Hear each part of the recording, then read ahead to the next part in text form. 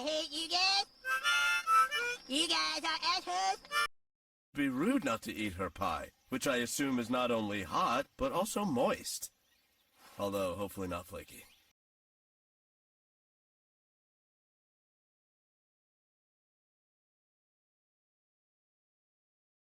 Going on, skid marks. Had a little idea for a video tonight. Just wanted to throw this one out real quick. Happy Thanksgiving, by the way.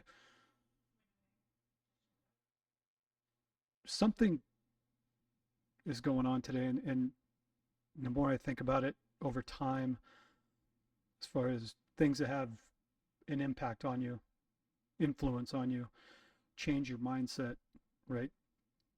There was a book written back, I believe it was written in the early 90s, maybe before that, I can't remember now, Fight Club. Okay, it was a book written by Chuck Palahniuk. He put out a lot of good stuff. There's a short story he did that I really liked called Guts. It's a whole twisted thing. Anyway, go read Guts. It's another one. It's a quick read. You could have it knocked out in about 15, 30 minutes. Anyway, he wrote Fight Club. I read the book over 20 years ago. I think I read it in 2001. I actually saw the movie first. Drove me to go read the book, right? There's a big contrast between the movie and the book. The book was basically about a schizo. I mean, even the movie, he's a schizo. He's got MPD, like a multiple personality disorder. Not trying to ruin the movie for you if you haven't seen it, but I do urge all guys to go and read Fight Club, or at least watch the movie. The movie's really good because it's also for guys. The visual effect of Fight Club, it's really good. But there's one particular scene in Fight Club for men to understand your place in this world and what we become as opposed to what we've been. Okay, men throughout time have fought. We've killed stuff. We've hunted. We've done it to provide for the people in our lifeboat. We hunted and provided and protected our women and our children and our tribe. The world's gotten a lot bigger now, and men have been sort of negated to this spot of just join in with society. We don't want you to be violent. We don't want you to do anything anymore. Just buy our crap and go to work, pay your bills, and be quiet. And there's a very primordial instinct that is being suppressed in men now. I mean, you can see it in generations now, Gen Z, millennials, whatever, compared to Gen X like me. Testosterone levels are way down. Our hand grip strength has dropped off significantly, where women, compared to a man in today's younger generations, women are actually getting stronger hand grips than men. I know like the average hand grip was like 115 pounds or something like that. I remember I was really strong when I was younger. It was like 126 or something like that. I had like a real heavy grip. And when you get that caliper they give you at the doctor's office or physical therapy or something to check it out, when you get a physical, all this kind of stuff. So men have been on the decline for a long time because society's kind of deemed us, we don't need you except to go to work and buy shit. That's all it comes down to. Anyway, there's a clip when I watched this originally back in 99. Like I said, if you're in your 20s right now, there's a chance you haven't even seen this movie. And women usually hate this movie. I know my ex-wife, I tried to get her to watch it, and she's like, meh. I know Selena now, she doesn't care for it much. She thinks it's okay, but she's not going out to watch it all the time. But the message to men in this movie, because they touch on exactly all this stuff of what is our role now. We used to hunt and fight and do all these things, and what are we now? We're a bunch of soy boys. We're soft, we're like, if we all had to go out into the wilderness tomorrow and kill a saber-toothed tiger, we're pretty much all going to die. So this movie really touched, and there's one real profound part in it that I always liked a lot. I'm going to show you the scene right now. It's at the bar when Tyler Durden and actually Edward Norton, the other main character in the movie, they never tell you his name because he's insignificant. He's the beta male. Tyler Durden is the alpha male, even though you come to find out these two personalities exist in one person. So it's a really twisted plot, but it's his transference over to Tyler Durden through the movie and becoming something better than himself, going back to his roots, acting like a caveman basically, which nobody wants you to do anymore, of course, but that's what men are. We're cavemen with the ability to think on a higher level, I guess. So anyway, let's put this over here though.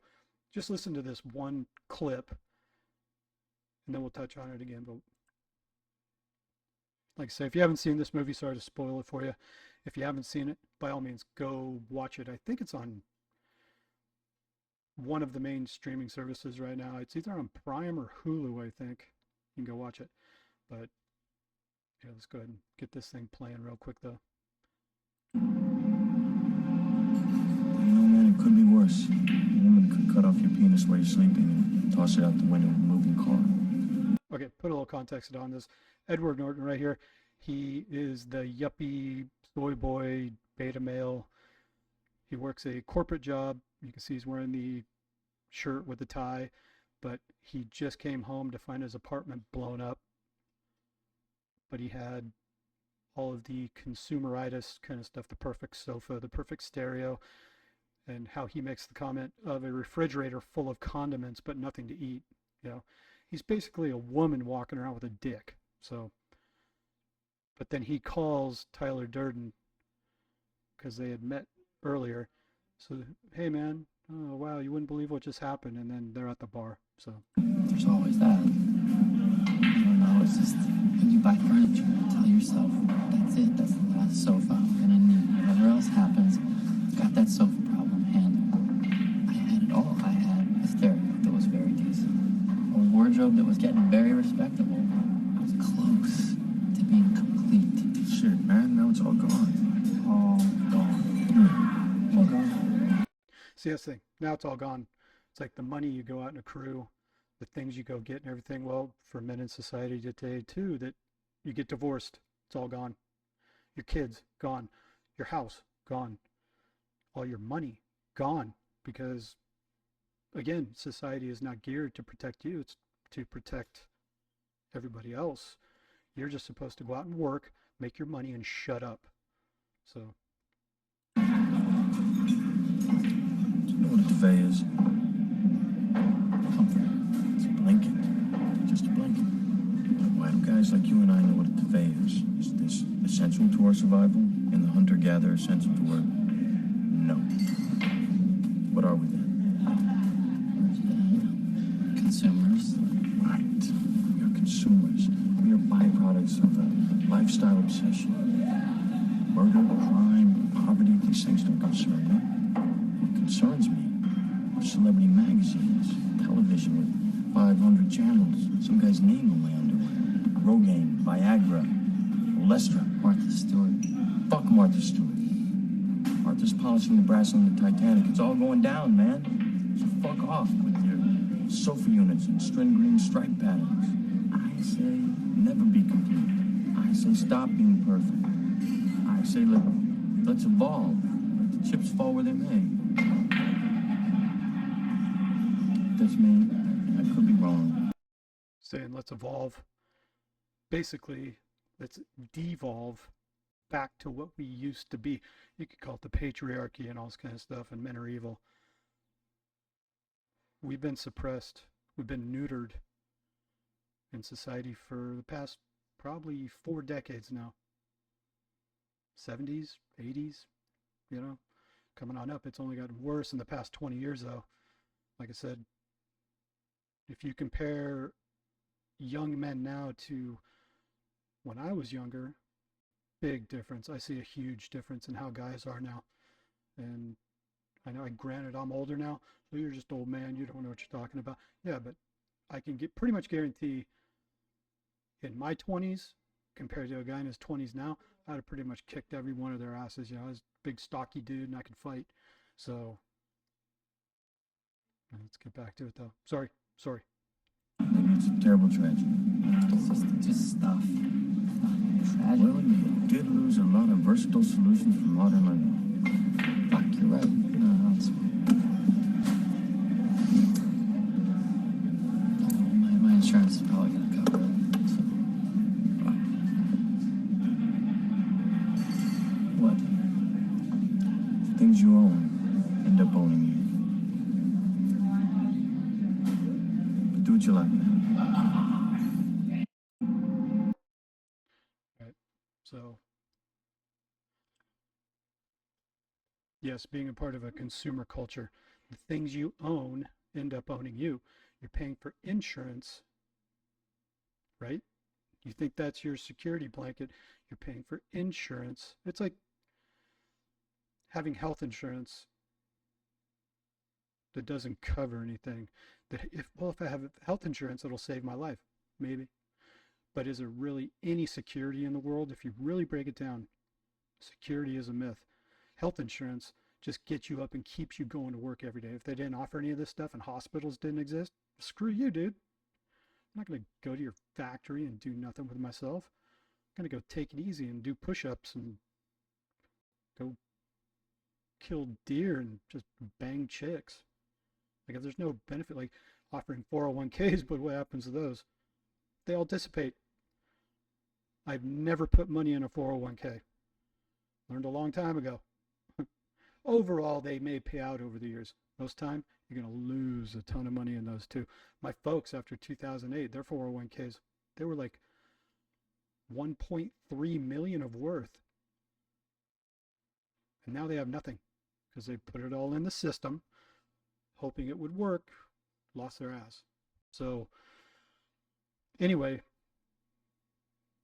life, there's no security in life, and that's what they're saying. Well, that narrative right there, this movie is considered to go against the grain. It's evil out here in normal society. They don't want this movie out. They don't want something like this that talks back against the system that they need in order for them to keep building their own wealth and all this kind of stuff, because they need you to go to work. Okay? He went to work every day to get his condo, get his sofa, get his perfect stereo, all this kind of stuff, and then buy insurance to protect it all. Or, like saying, like, buying a house. A lot of people say never buy a house. Like me, I don't think, I'm at the point now, I don't think I'll ever buy another house again. I can rent, I can live in an RV, I can get a tent. A house is going to come with a mortgage. I'm going to be stuck in one spot for 30 years or however long it takes me to pay it off, unless I pay cash for the place. But even then, you're tied to that place. And I know me and many men, we're nomadic by nature. We wander, we travel, things like that. It's always nice to have a place to come home to, but you can have that anywhere. It doesn't have to be like in Texas or something like that. It can be anywhere. Travel. The only benefit to buying a house is you sell it one day and make money out of it.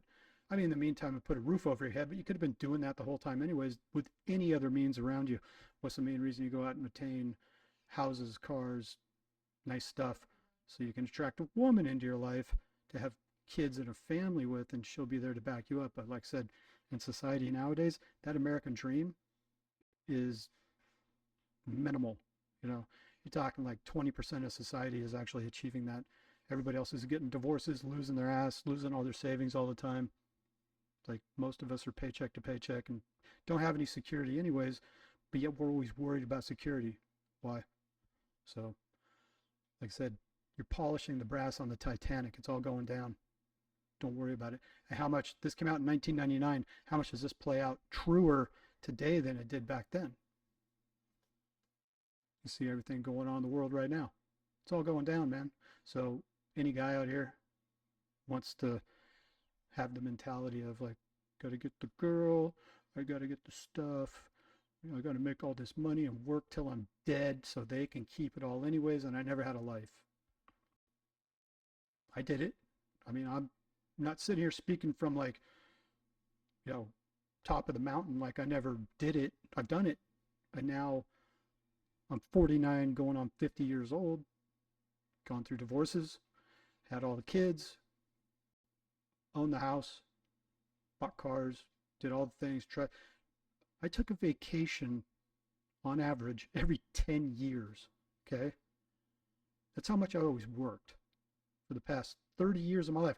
Actually, I've been working for 40 years of my life because I started working when I was 9. It wasn't like, I mean, people could laugh at it. At 9 years old, I had paper routes and what's up? Had paper routes, But for a 9-year-old, doing a paper route 7 days a week and having to wake up at 4 in the morning on Sundays so everybody get their papers and stuff. For a 9-year-old, that was a responsibility. And then I started working at fast food in junior high, all the way up through high school and stuff, working at jobs. Went to college for a few years, didn't get my degree. I know. What was it worth? I had fun, didn't you? Drank a lot, dicked around a lot. But thing to take out of this is, just like I'm telling the kids now, because they're both in their 20s, they don't have girlfriends, they don't have kids, they don't have any debt. It's like, dude, you guys are in the perfect position right now to not become part of that consumer class. Save your money, stuff it in your mattress, put it in, find a couple of things to put it in. If the company is giving you, that you work for is giving you a retirement package, say a 401k or whatever, okay, you can do it, but only do the minimum. Only up to what they match. That's it. Don't blow any more of your money in that. Get a Roth IRA. You get a Roth IRA on the side too. What's up? She's twerking for me. But if you can avoid a lot of these women out here, stay single, don't have kids, don't pump and dump, and then magically you get that call a few months later going, oh, by the way, I'm having a kid. Ugh! You know what I mean? Because now you're on the hook. They got you. The state's got you. She's got you. Granted, you could have a kid, love that kid, all this kind of stuff, but you can wait a while. Go build yourself up. Don't become part of this consumerism that you think you need all the cars and all this kind of stuff. Like me right now, they're using the cars that we own. I could be a dick and say, no, I want my car.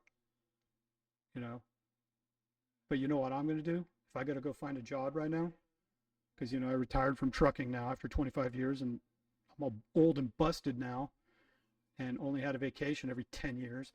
But I'm actually going to go buy a beach cruiser for $100 and start tooling around town so they can use the cars to go to work. I don't care. If I want to find a job, I'm going to get a job within walking distance of my house. Because I can. My debts are low enough. I don't need to go and find some high dollar job anymore.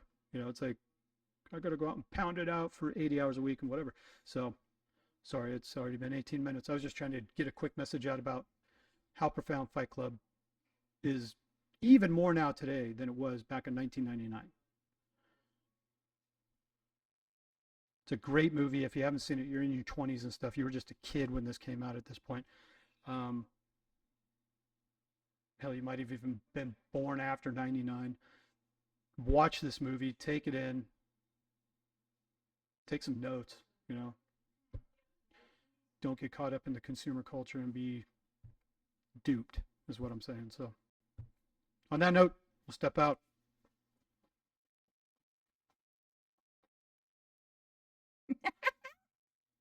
Out? Out.